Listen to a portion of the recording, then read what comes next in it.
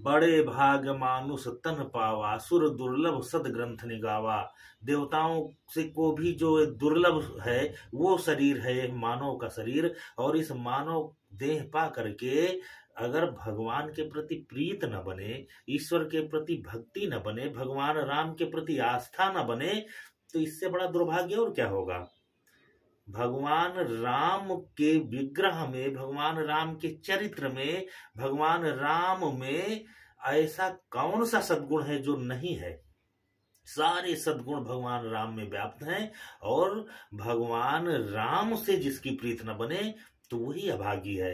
अरे भगवान राम तो इतने कृपालु हैं, इतने दयालु हैं कि वो अपने शत्रु से भी कभी बैर भाव नहीं रखते हैं।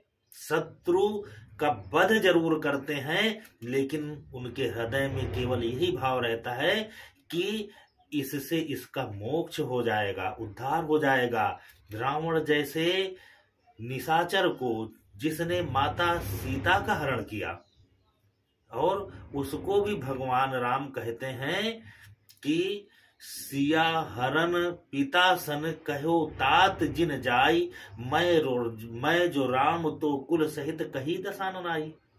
जटायु के माध्यम से कहलाते हैं कि अपने पिता से को संदेश भेजते हैं कि हे जटायु, हे तात, आप हमारे पिता से सीता के हरण की चर्चा न करना। अगर मैं राम हूं तो ये दशानन, ये रावण स्वयं अपने पूरे परिवार सहित जाकर के उनसे बताएगा कि हमने आपके बहू का हरण किया, जिसका परिणाम ये मिला।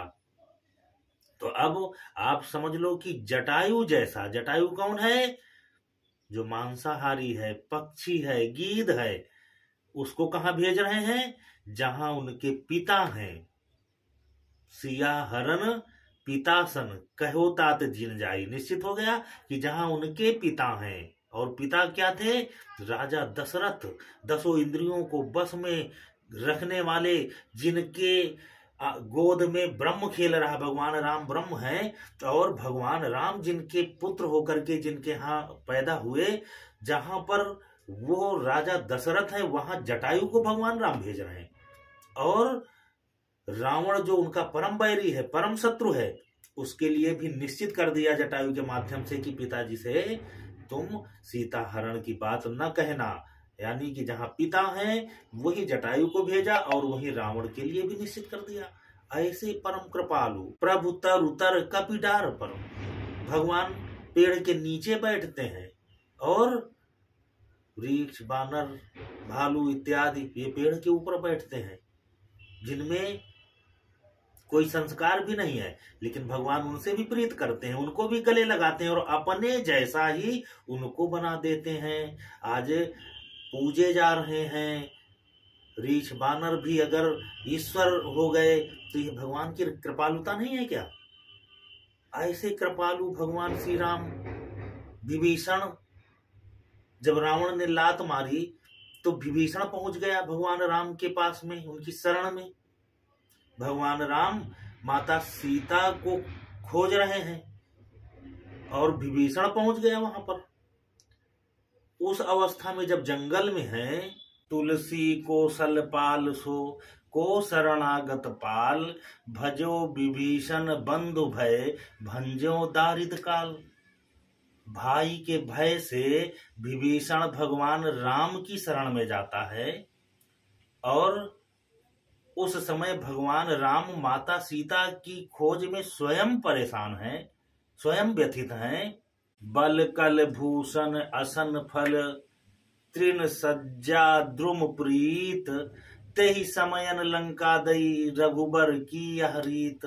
जब स्वयं बलकल धारण कर रहे हैं, तिनकों की सज्जा में सो रहे हैं, फल फूल का आहार कर रहे हैं, उस समय विभीषण को लंका का राज दे दिया, और इतने में भी संतोष नहीं हुआ तो उसे अविरल भक्ति दे दिया, अमरत्व दे दिया, और अपनी असीम प्रीत दे दिया। और फिर भी संकोच है मन में, अभी संकोच कर रहे हैं कि कहीं कुछ कम तो नहीं दिया है। जो संपत्ति शिव राम नहीं, दीन दिए दस माथ, सोई संपदा विभीष नहीं, सकुच दीन रघुनाथ। इतना देने के बाद भी मन में संकोच है। ऐसे दयालु राम, ऐसे कृपालु राम, ऐसे भक्त वत्सल राम, ऐसे दया निधान पर जिसकी प्रीत न बने, तो उससे बड़ा अभागी और कौन होगा। वही अभागी है जो भगवान राम से विमुख है।